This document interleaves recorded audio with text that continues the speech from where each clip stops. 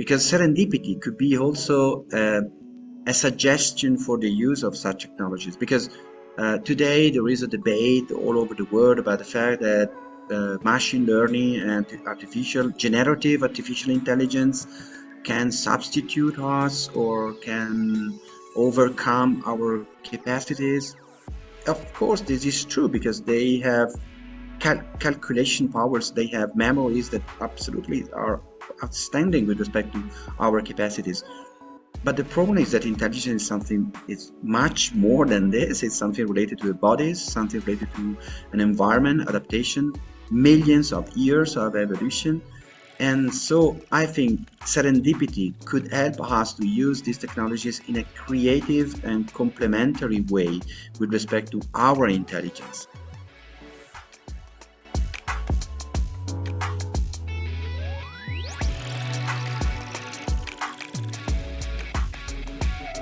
Welcome to Connecting with Coincidence. I am your host, Bernie Beitman, MD. I'm a psychiatrist, and I am many things. I write books. I got another one coming out in the spring. It's mostly my coincidence stories, and I've got a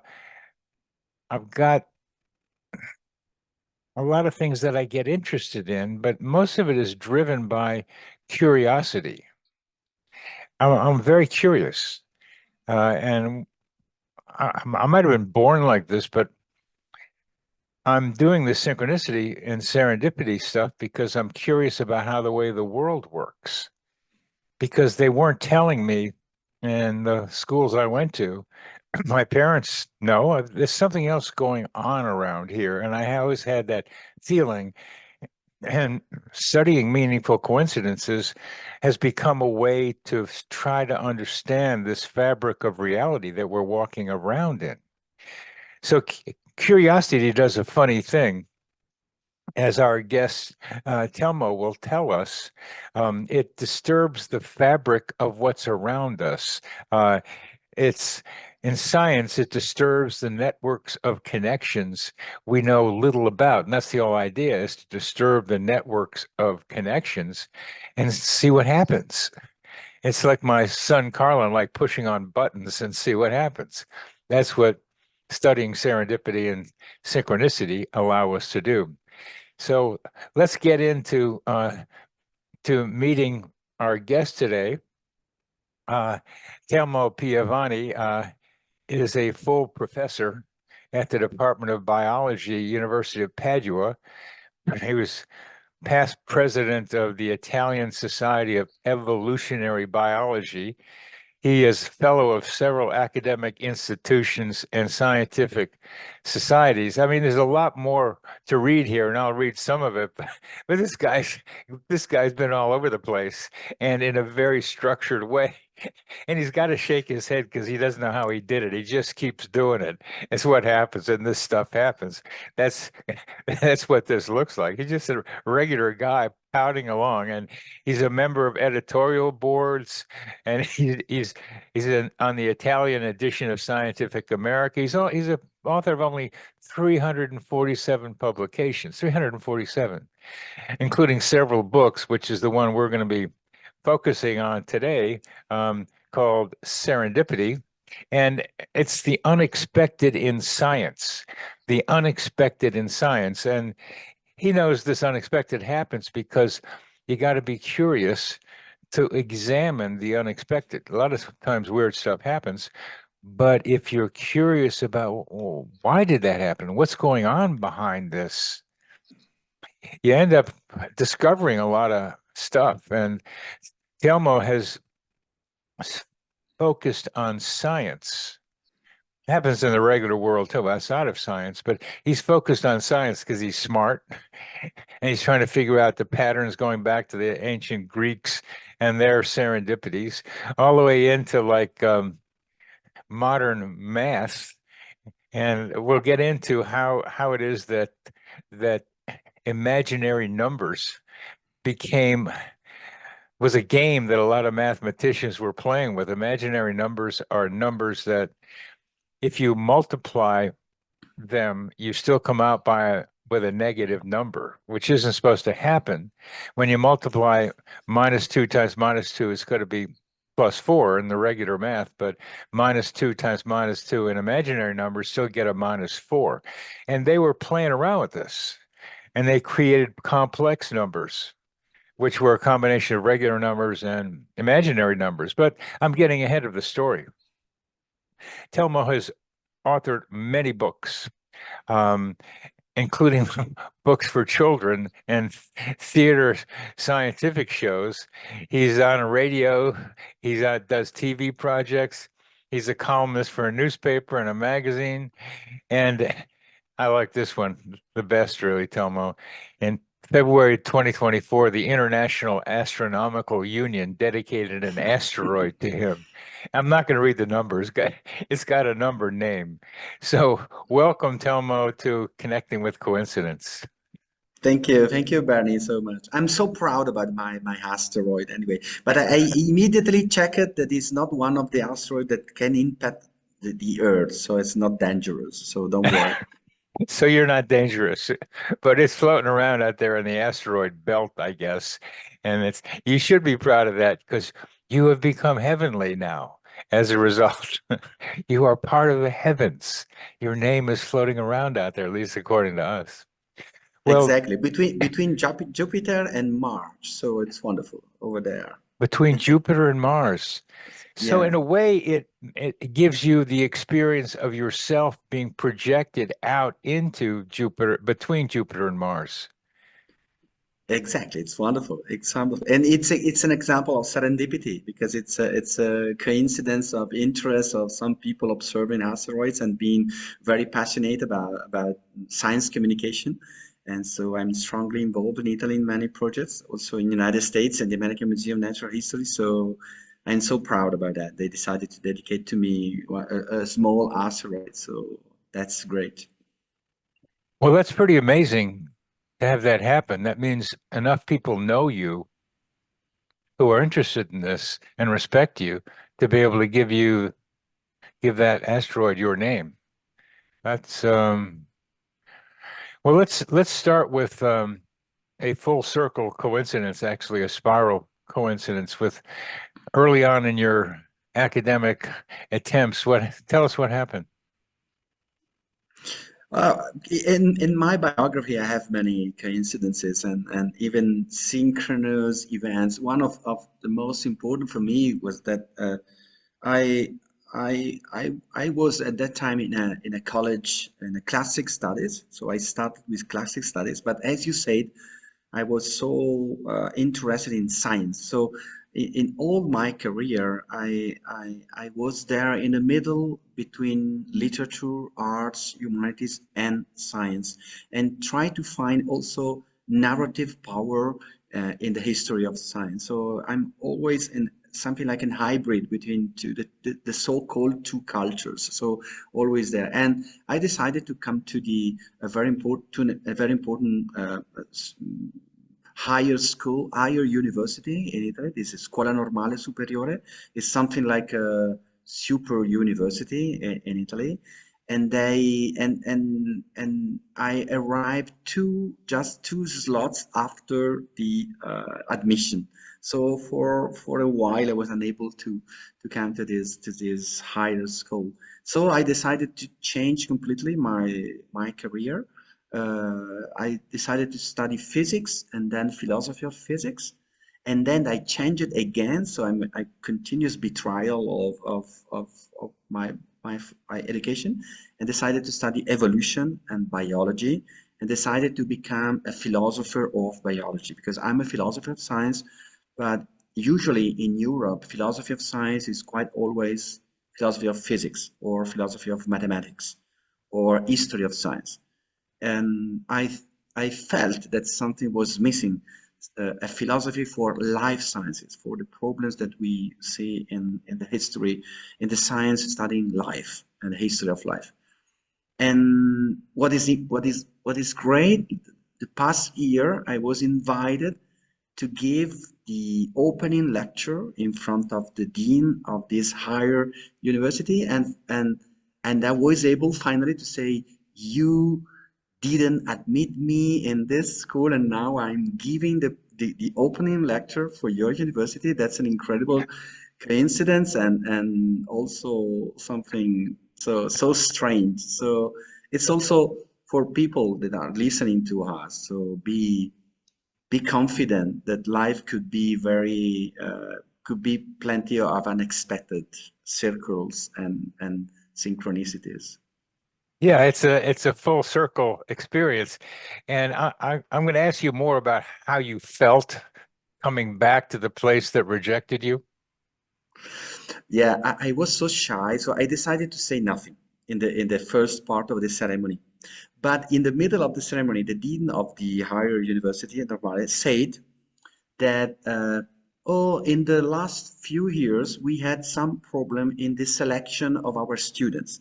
We are not satisfied about the selection of our students. So I came up and said, yes, I agree with you. I would be unsatisfied because you didn't admit me 20 years ago. So you had problem of admission all already 20 years ago, and they were so it was funny. So it was great. Oh, so he set you up for that one by saying that, and he didn't know the history, so No, he set you up. So that's a nice coincidence that he brought that up right at the right time for while you were there. exactly. Well, Exactly. I was denied tenure at the University of Washington in Seattle, Washington, and had the wonderful opportunity of coming back and doing a grand rounds at the University of Washington. And there were a lot of people who showed up to that one. It was the place was full. I was surprised to see it. It was pretty good sized space, and I'd been there before and had been filled like that. And I gave my talk, and I wasn't as polite as you were. I, I was, I was like angry and gloating and all kinds of stuff, which was not a good idea for sure. Because one of my friends afterwards said, Bernie, that you overdid it there, because I was so glad to be able to come back and say, look what you did. But actually, or didn't do with me by denying me tenure. What they actually did was do me a big favor, because I would not have done nearly as well as I have if they had not had me go. And it's one of those wonderful experiences where one door closes and another door opens. And it's one of the best ideas about meaningful coincidences, serendipity, synchronicity, is that when something happens that disrupts your life, sometimes if you pay attention, you can come up with something even better. Yeah, That's what I, I I I think that there could be an explanation for this. I love maybe in theoretical biology there is a concept that I love so much. It's been proposed by a great theoretical biologist in United States, Stuart Kaufman, working at the Santa Fe Institute in New Mexico. And Stuart Kaufman invented this idea of the possible adjacent. So the possible that is near to the reality. It means that each moment of our lives are made by reality. So we are now in a real moment, and then another one, another one, another one. But each moment is surrounded by possibilities. So it's surrounded by a range of possible adult stories. And every time you made a decision, you are choosing one history, one line of history. And in the same time, you are killing all the other possibilities. And then again and again. So it's wonderful to think that each moment is surrounded by possibilities. So, and I remember a great Italian writer, Italo Calvino, that gave the very famous American lessons in Harvard. And one of the lessons is exactly related to the fact that literature has a great advantage. Literature is the way we can fight against the tragedy of the unicity of our life, because our life is just one, but thanks to the literature, you can explore all the other possibilities coming from just a little moment in your life. So you can explore other lines. And even maybe science can have this possibility to explore other possibilities. So I think this could be an explanation for this.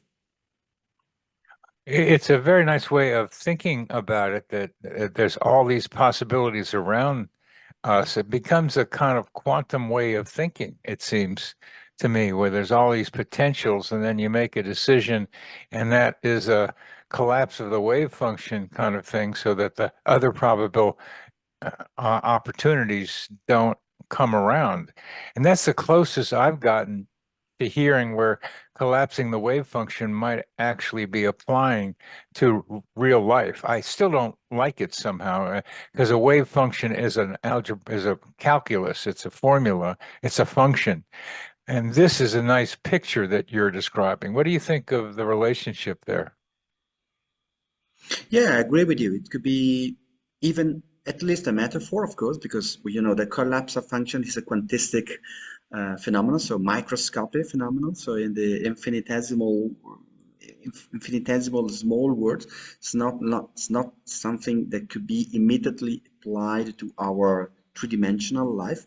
But anyway, it could be absolutely interesting as a metaphor, as an analogy, and I think it's something similar to serendipity, because serendipity is the same process in science, because in serendipity we can explain to our audience. Serendipity means that you can have in science a research question. So you have your interest, you have your goal, you want to reach some conclusion related to an experiment or some observations and so on. And you can have two serendipitous possibility. One is that you are able to reach your result, but in a completely unexpected way. So thanks to strange observations, unexpected anomalies in the experiment, and you reach your result something like in a lateral way. And then there's the other kind of serendipity, the strong meaning of serendipity that I love so much. So when in science you have a research question, but during the process of discovery, thanks again to mistakes, anomalies, divergences, unexpected observations, you find something completely different with respect to your research question. So something completely unexpected in terms of the result. So again, for me, this means that in science, each moment that you are trying to observe and discover something, you are surrounded by many possibilities that you don't know. So for me, serendipity is the proof of the degree of ignorance that we have when we discover or when we live. So ignorance in this case is not a bad thing. It's a good thing. It's a generative thing, because you understand that you don't know. This is trivial in science, but many times in science can happen something more interesting, that you understand that you didn't know that you don't know. So you were unaware of the degree of ignorance that you had in a moment. And this is the moment when the unexpected is able to explode in human minds. And quite usually you discover very, very important thing, much more important than your original research question. That's for me is fascinating. Then quite mysterious. We have to explain the frequency, the high frequency of serendipitous discovery in many disciplines in science.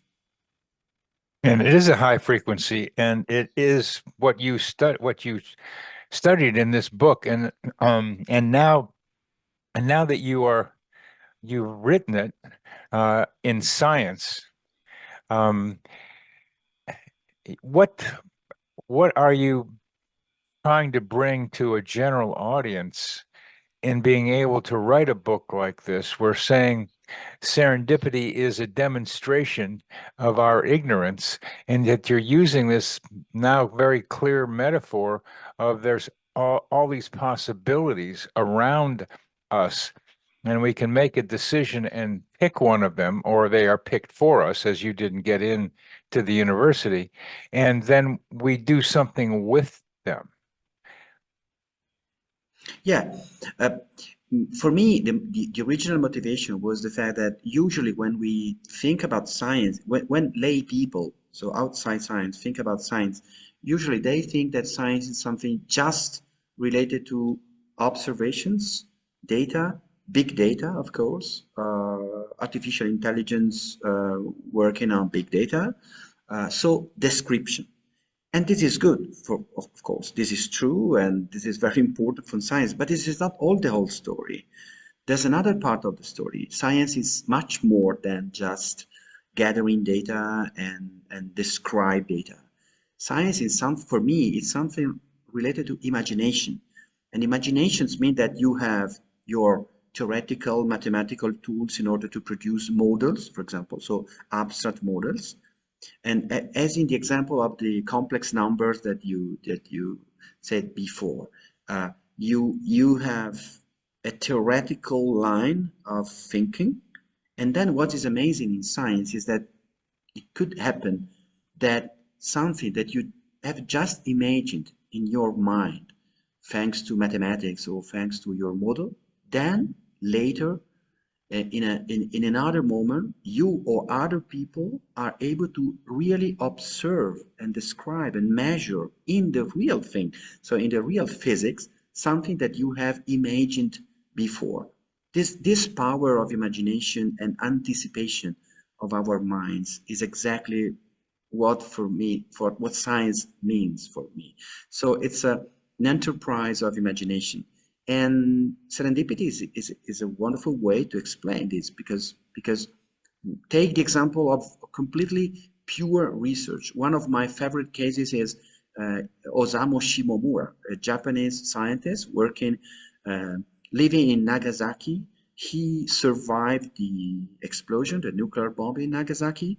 He decided to, just by chance, to study pharmacy and to study biochemistry, just by chance because it was the only university that was near to the country house where he was settled down. And then by chance he show up to be a very brilliant student, so he made a wonderful career. They decided to send him to Princeton, that it's the sanctuary of pure research, and in a place of pure research, so no applied science, so without any aim, without any desire of application. Uh, they asked people to ask good questions, and Osamu Shumamura decided to study proteins in jellyfish, proteins in Aquaria Victoria, a wonderful creature of No, the study what? Study what? jellyfish, sorry, jellyfish in the Atlantic Sea, And Aquaria Victoria. what was she studying in the jellyfish? He was studying just the proteins that were able to produce bioluminescence in this jellyfish. So a pure I'm curiosity. sorry, bio what? Bioluminescence, so the ability to produce light in the sea. So bioluminescence. So Yeah, so uh, this is let's look at these jellyfish and see what protein makes them able to light themselves up. That's exactly, exactly, that's I mean that's like asking the fire what fireflies do, how they are able to make their own bioluminescence. So it was a study of the proteins of bioluminescence, and exactly, I try to emphasize this because it's such an interesting question. It's what we may say is curiosity, the curiosity of this person about well, how does this happen, led her to study that protein that has something to do with it. So please continue. exactly. This is a wonderful example of what we call in philosophy of science pure research. So research due just to curiosity. So curiosity-driven research. And so without any imaginable application, and then by chance, that's wonderful, now in any department of biology in every part of the world we use this protein of the bioluminescence of this jellyfish as a marker for understanding a lot of things. For example, you can connect this protein with a gene, and you can understand when and where the gene is expressed in an organism. You can discover a lot of things using this marker uh, discovered by chance by Osamu Shimomura, and he won the Nobel Prize for chemistry in 2008. So very well deserved. And it's an example of how curiosity can be powerful. So, and it's also something very important for our policy of research, because in these times of great technological acceleration, we have the idea that we have to put money just in applied science. So where you can have application and results, concrete result that you can plan. But we have to remember that the greatest result in science has been reached thanks to pure research, not applied research. So we have to found both applied and pure research. But the problem of pure research is that you cannot plan exactly the result.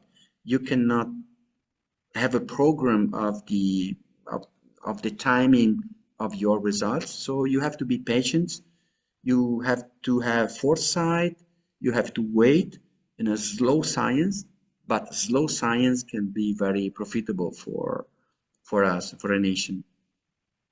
It's been a long-standing criticism of research support. That it's always got to be like, what are you going to come up with and how are you going to do it? And others have suggested that on Fridays, researchers can just do whatever they want and still get paid for it, which is a little unlikely to happen these days because they're making an investment and you got to see an outcome.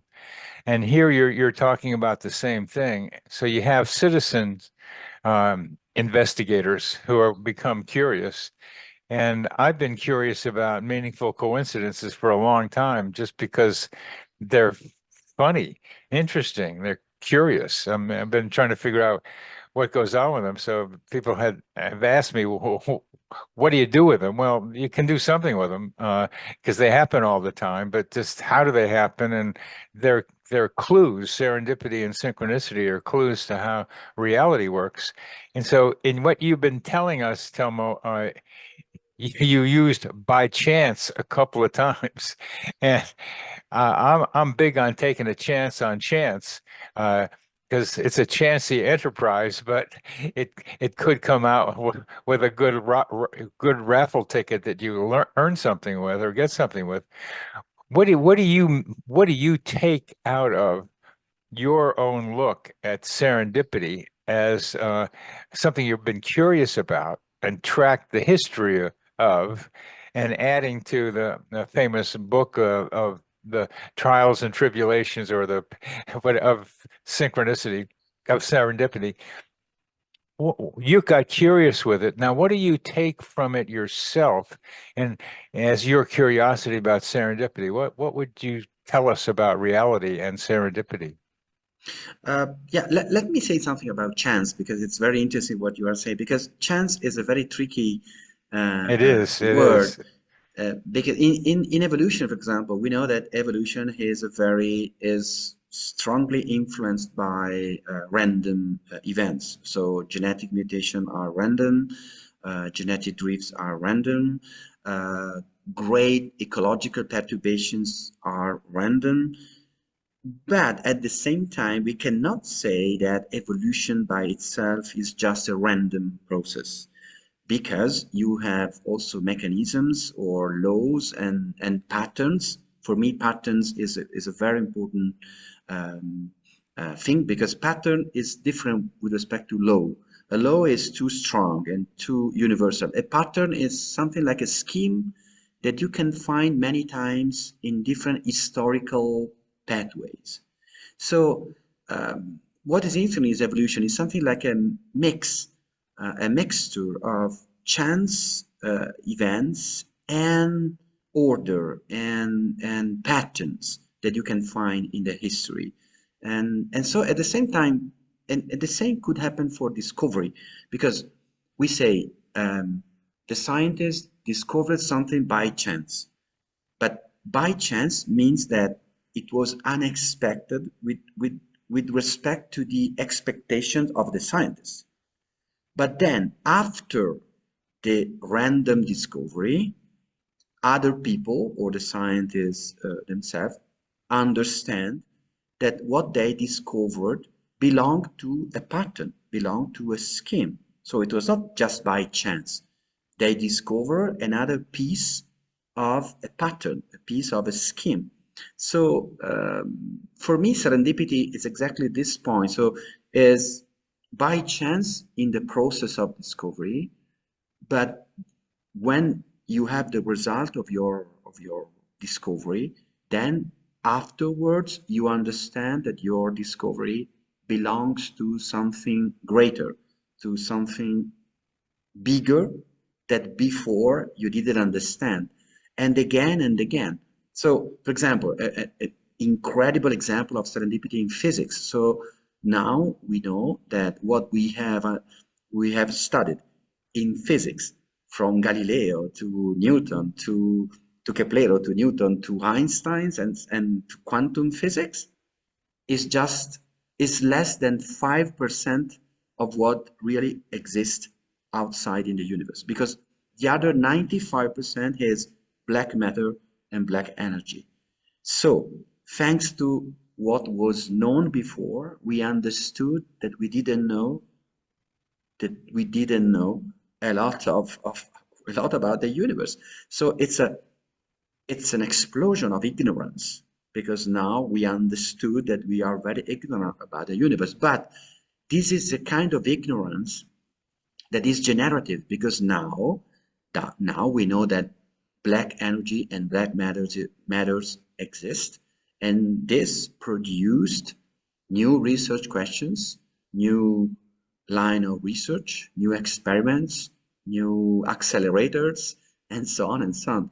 So for me, synchronicity, coincidence, and serendipity mean that, of course, this is just a speculation. It's a philosophical speculation. Nothing I cannot prove in a scientific way. But my feeling is that synchronicity, serendipity, and coincidence mean that we are surrounded by a nature that is much bigger than what we know today, much bigger outside than what we know today.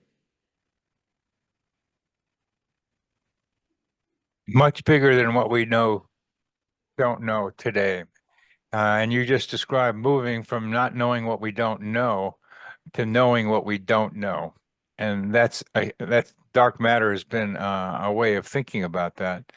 But I wonder if you would also talk about the limitations of our sensory capacities, the limitation of what our eyes can pick up and the electromagnetic frequencies of light, that we have a narrow band. We have a narrow band for hearing, um, for sound that our eardrums can resonate with and our brains can understand. We also have a limited amount of understanding of processing from our skin, because the skin is the second most experience of stimuli of our sensory systems after the eyes. Much more input into the skin than into the ears. And there's a lot out there that I wouldn't even call dark energy right now or dark matter. I would say there's a lot right here on Earth that we're not picking up because of the limited amount of information that our eyes and our ears and our skin can pick up. Please comment on that. Sure, this is another way to say the same thing, that we have, of course, we have a lot of sensorial and perceptual limitations due to our senses and so on. So this is another way to think about it. But we can go outside our sensorial limitations thanks to technologies and so on. And when we understood how to filter perceptions in a greater way, in a larger way, it's incredible. We are able to imagine how can be the soundscape of animals with other sounds, so below the level of and higher with respect to the level that we are able to perceive in our mind, in our brain. So that's great. And now I'm starting, for example, a wonderful line of research that it's something very visionary today. So the question is, um, it will be possible in the future to use artificial intelligence to translate the language of other animals and the sensorial world of other animals. This is impossible so far because other animals like dogs or cats have no articulated language. So and it's quite impossible to know how how a bat can perceive the world thanks to echolocation. It's quite impossible for us to understand how is it possible to move around in the space thanks to a sonar. So it's completely different with respect to us. But in some cases, for example, whales, we know that whales, sperm whales, and many different species of whales have language, have a language with a Whales, grammar. whales, you said. Yeah, Yes. whales, exactly. Yeah. Many different species of whales have songs, and the songs have dialects, evolution, they have patterns, and we know we know that artificial intelligence is able to understand schemes, themes, so inferences. So I know some colleagues of mine that decided to start to study a possible translation of other languages. This would be another incredible case of serendipity, because let's imagine what it means to understand the language of other species. It's something like a dialogue with aliens, alien intelligences, or something like that. It's never happened before. We are alone in the world with our sensorial limitations, and we are quite unable to understand how how it how it seems to be a bat or a whale. So it's amazing for me. If it will be wonderful in the future if we will be able to dialogue with other species. I'm quite I quite I have the fear that probably what whales have to say to us is not so pleasant. But anyway, it will be a shock for me.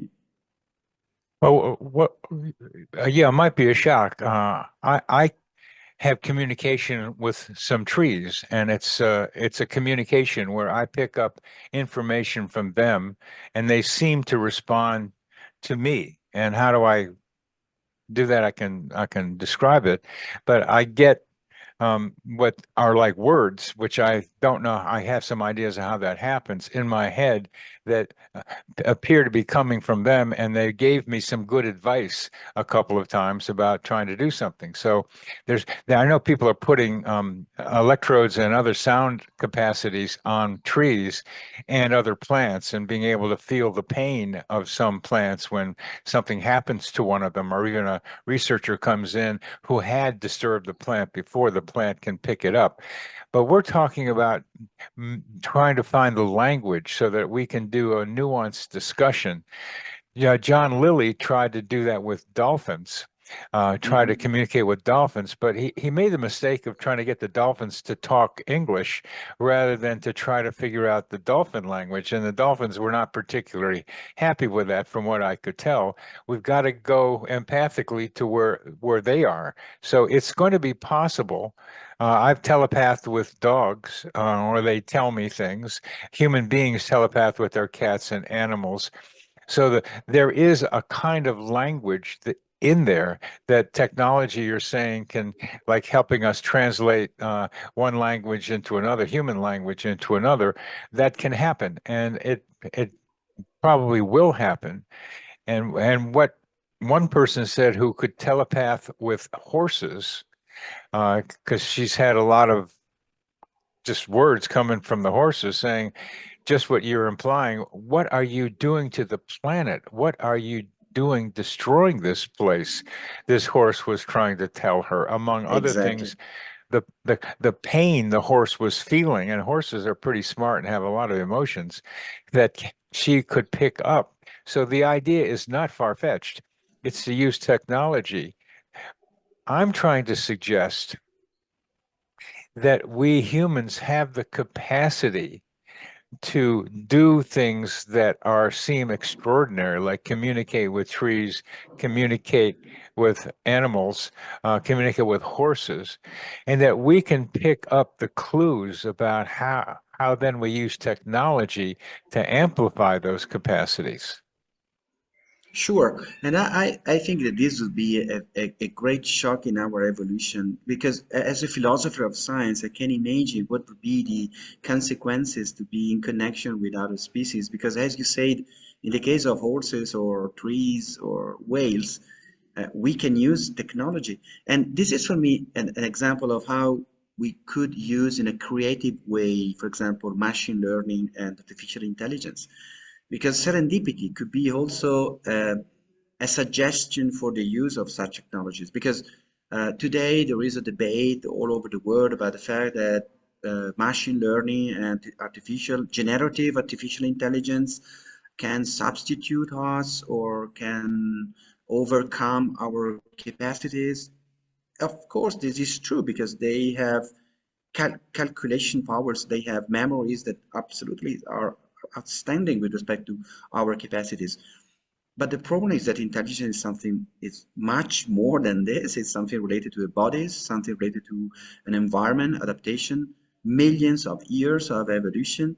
And so I think serendipity could help us to use these technologies in a creative and complementary way with respect to our intelligence, not as a substitution of our intelligence. So we need calculations, we need memory for what? For a research question, for something that we need, that we like, for example, to be in connection with whales. This would be a dream.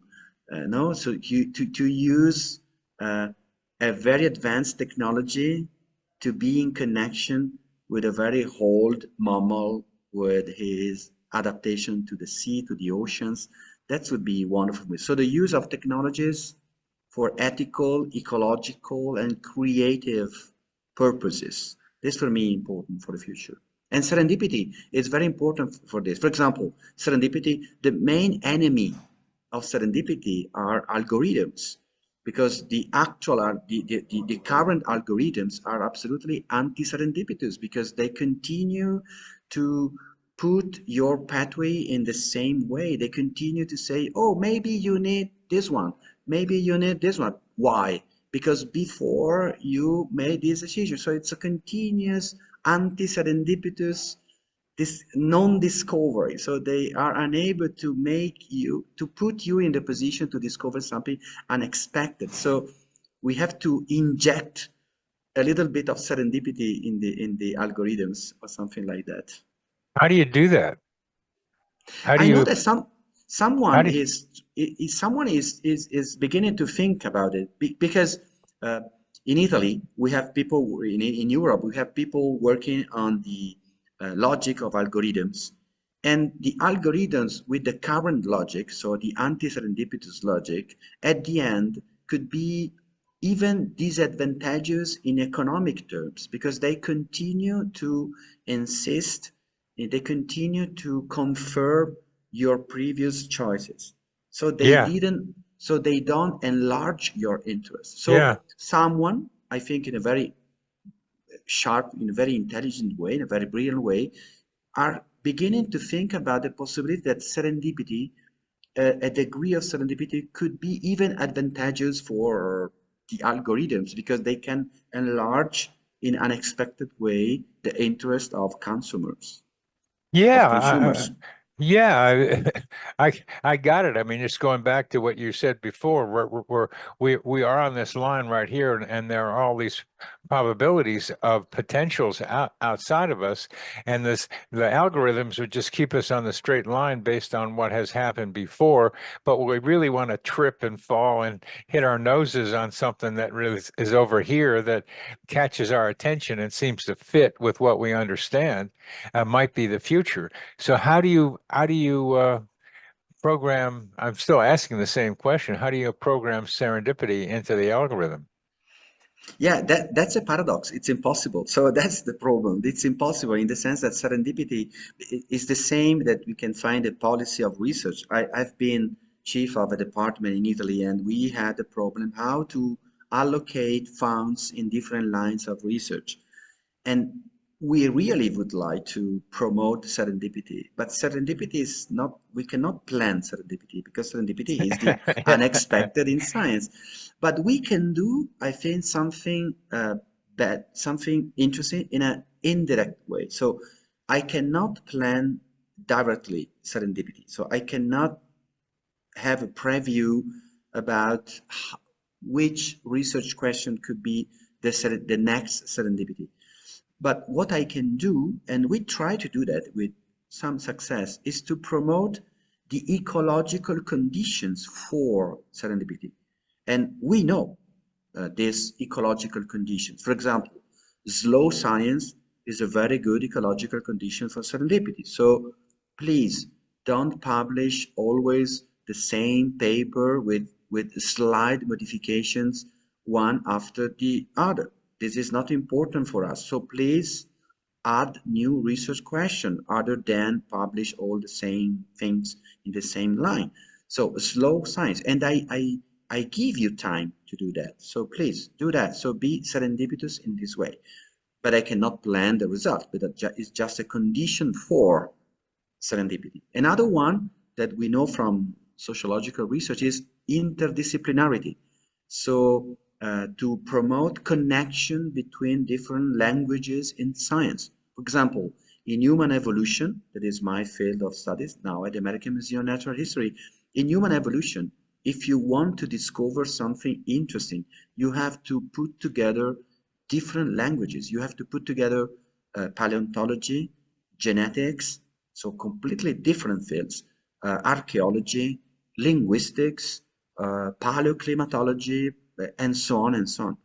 And we know from many proof, and we have a lot of evidence about that, that interdisciplinarity can promote serendipity. Why? Because if a if a dishomogeneous group has the same research question, but the people are different because they have different backgrounds, they see different aspects of the same problem that you, as a too narrow focused scientist, you are not able to see.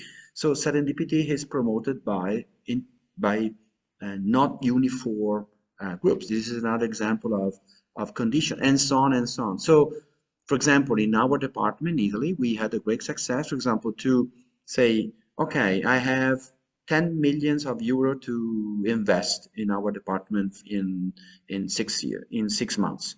Okay, I put, for example, 80% of this fund for low risk and low gain line of research, because I'm quite sure that I will have some improvement of already known and already successful lines. But always I take the 20% of my funds and I put these funds just for people with good questions, good, interesting, lateral, creative, even crazy new questions, and give you money to explore this. This is high risk because many times nothing happens, but also high gain, because if in this kind of question you find the serendipity, usually this serendipity is much more important than the applied lines that I found before. So we have to find something like a balance between these things, and try to promote the conditions for serendipity. Otherwise, serendipity, as you said, is paradoxical because you cannot plan it, you cannot program it. You are talking non-algorithmically with 80-20 allocation. I mean, that's creating the conditions. Another condition for serendipity is being in a context with a lot of different stimuli. Walking through where there's more stuff going on will have that happen. And I'm wondering if maybe the algorithm could be trained to be something like interdisciplinary, where a problem is brought up and the algorithms bring in the variable possibilities of the different disciplines looking at a question. Yeah, I don't know how. You are right, but I don't know how this would be possible. I think that I'm not an expert of algorithms, but I know that you can put in the algorithm some degree of contingency, so some degree of random connections. So sometimes it could be interesting to propose to someone something unexpected belonging to another field, belonging to another discipline. But I think that this would be even much more important to uh, produce. Oh, you are freeze now. Are you freeze now? Okay. Can you hear me? Yeah, I can hear you.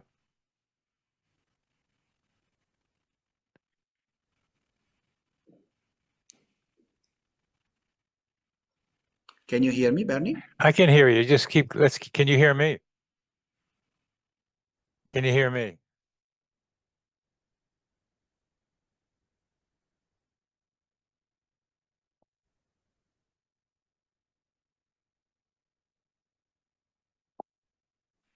We're cool.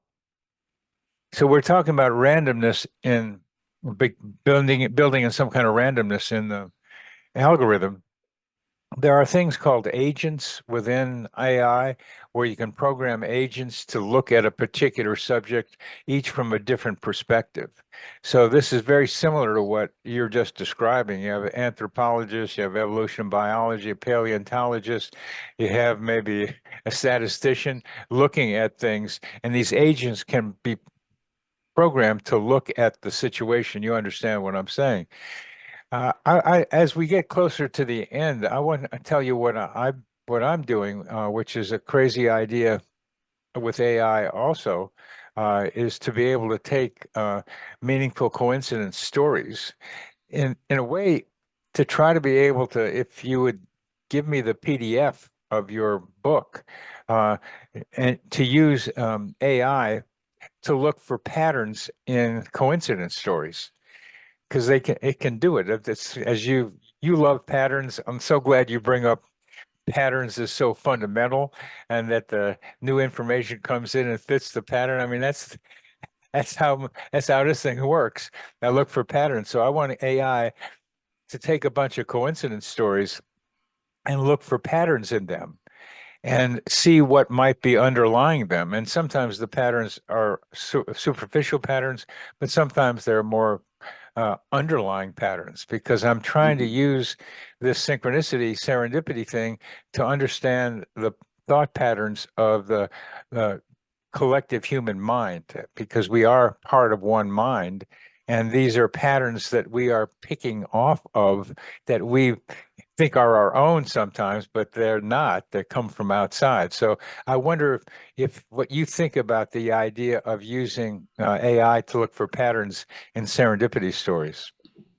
Sure, absolutely. I totally agree. With two other things that I could add. One is that I think that when we use artificial intelligence, and we are using it, for example, we are creating combinatorial spaces of animals and plants thanks to artificial intelligence, what we call the morphospaces. It's a wonderful way to research. So we can ask AI to imaging and to calculate all the possible adaptations to an environment, and then you can compare the combinatorial space to the reality and to understand why reality is a subset of all the possibilities. So due to constraints, due to history, but in this case, this is a wonderful example of the use of AI today in evolution, for example. Uh, it's wonderful because there is a human research question. So because I have a question of research, this is what we call in philosophy of science heuristic. So we have a desire to discover something, and then we use AI. And then serendipity means that thanks to the use of I can discover something new with respect to my research question. So in this way, AI could be serendipitous. So it's another technology, another way to extend, to enlarge our sensorial power, our ability to understand nature. So I think that we have to consider always the intentionality of our research. So the research question, and in a continuous in a complementary way to understand the connection between us, between natural intelligence and artificial intelligence. So morphospace is a wonderful example. Now we are discovering new things thanks to a morphospace. So you can imagine the morphospace of all the possible shells in the world. And then you put the real shells in the morphospace, and you discover that the real shells are always concentrated in a small part of all the possible space of shells. So why? Due to constraints, due to history, due to random mutations, due to the fact that in the other region of the space the fitness is lower, so they cannot survive. So this is a new question. This is a new research question made possible by AI. But I have to say that always it's my mind that is putting the question. That's the point for me. That's the point. And underlying, and also you're saying it, imagination is the key here. The ability of the human to imagine, and then the AI can get into the imagination and begin to elaborate on what you're imagining based on information it already has developed, but it comes up with something new because it starts with your imagined question. Yeah, exactly. If you look at, I've seen recently a paper in medicine uh, with a very interesting comparison, a large comparison, statistical comparison between the results of different situations. For example, for the diagnosis of cancer and other diseases. One possibility, only machine, so only machine learning, only AI for the diagnosis. Second possibility, only human mind, so doctors in the traditional way. And then a third solution, a mix between the machine and the human brain, a mix between AI and doctors. And if you look at the comparative results, the third solution is much, much more powerful. So the best solution is us with the machine together. I'm just discovering that coincidentally the last couple of days as I tried to write a new book, Psychotherapy for the Collective Human Organism. As I write things, I then ask, and I write something, I ask AI to sharpen it. It makes it better, but it still builds on what I've put in there. And I'm still come back to asking you the question that I'm asking myself the last couple of days is you are saying correctly, it's another tool to expand our capacity to understand reality. AI is. Like you might have been able to put that bioluminescence thing into it, and AI might have come up with a pretty good answer and didn't have to do it the hard way that the researcher had to do it. It might have. We don't know that. But that's the idea that you can imagine a question and AI can come up with stuff. But AI comes up with a lot of wrong stuff. It makes up stuff. So it requires a human being to like edit it out and see what's there. But once you have something, it can really make it so much better. And that's what you keep being able to emphasize. And I'm going to ask you again, can you send me the PDF of your book so that I can use AI in the way I'm developing it to look for the patterns in those coincidence stories of your book? And I'd like to be able to go back and forth with you about what it comes up with and what you might think about, because we have here the cross of two disciplines. Mine is psychiatry and psychology. Yours is evolutionary biology and all kinds of other things. But philosophy of science has been a major interest of mine in the background for a long time. Well, what's going on with the science stuff has been my question. So here what will happen when we can put these two minds from different perspectives becomes a question of serendipity. That what will come out of this, we don't know, but I'm curious. I'm curious. Sure, I agree. Sure, I will send you the PDF, of course, because for a book about serendipity, this is exactly the perfect fate. So to be another occasion for other serendipities, this absolutely would be wonderful. Let me conclude with just a funny things because today in evolutionary biology applied to human evolution, we have a problem because we have a mystery. We cannot understand specific things. How uh, between 50 and 60,000 years ago, we became the only human species on Earth because maybe you know that since some millennia ago, there were many different human species. So at the end, we remain the only one. Now we are trying to use artificial intelligence in order to gather, again, all the data that are available in the papers in different fields in order to answer this question. And in this case, it would be wonderful because we will ask to a machine, we will ask to AI to answer the question what it means to be humans, and so why we remain the only human species on Earth. So it's wonderful because it will be a conversation between another intelligence about the evolution of our intelligence. So that's funny.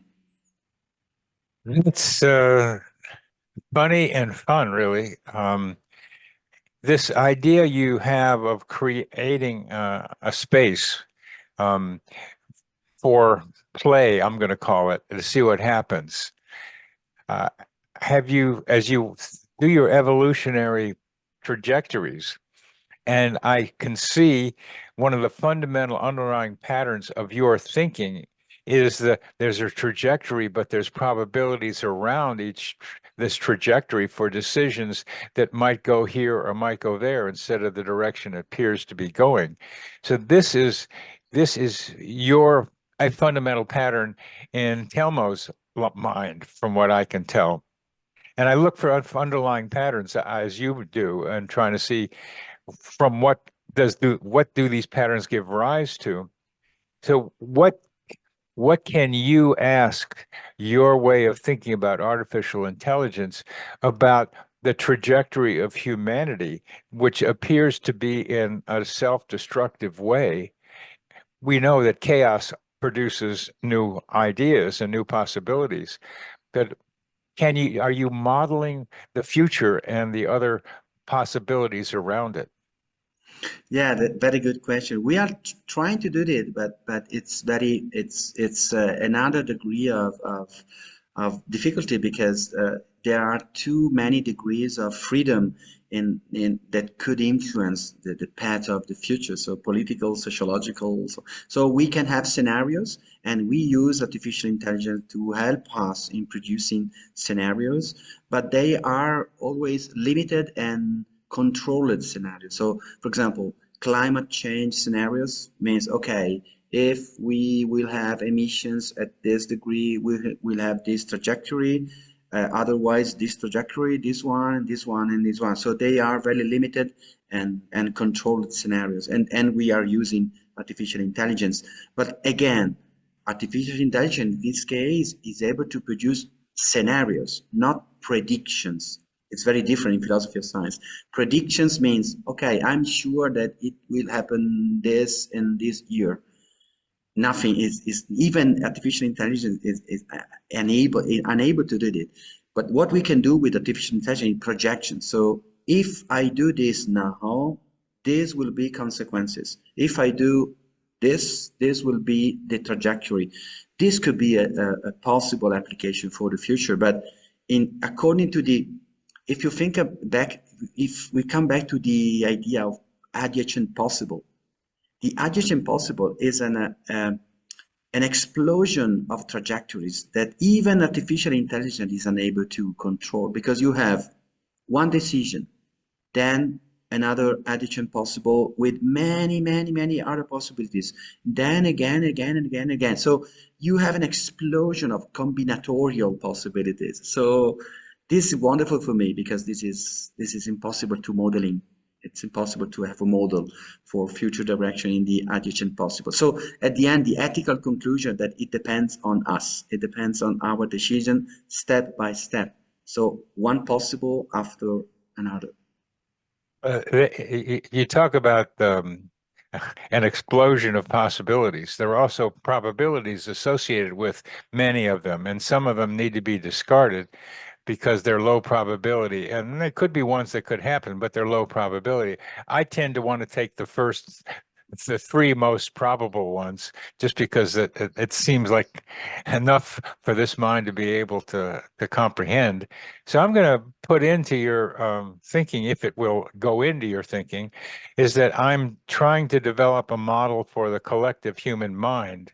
And that is to look at all the patterns, or many of the patterns of collective human thinking and feeling, and then look at what we have ourselves as the ability to observe our own minds, our self-observer, and to develop a collective self-observer that looks at all the variables that you're describing that can influence the present, and add that collective self-observer as a potential decider about what directions might look best from a meta perspective to all the different variables that you are describing.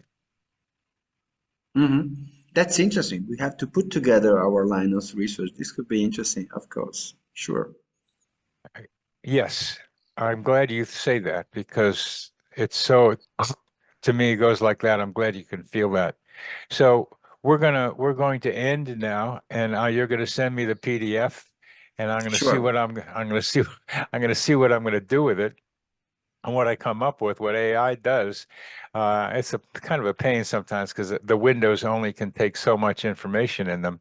But I can manage past that, and I'm going to let you know, and I'm going to I keep working on this. What I describe the collective self-observer, using synchronicity and serendipity to understand the mind of humanity. And that's another story, but I can get to that. But you understand the collective self-observer idea very well. I can see that.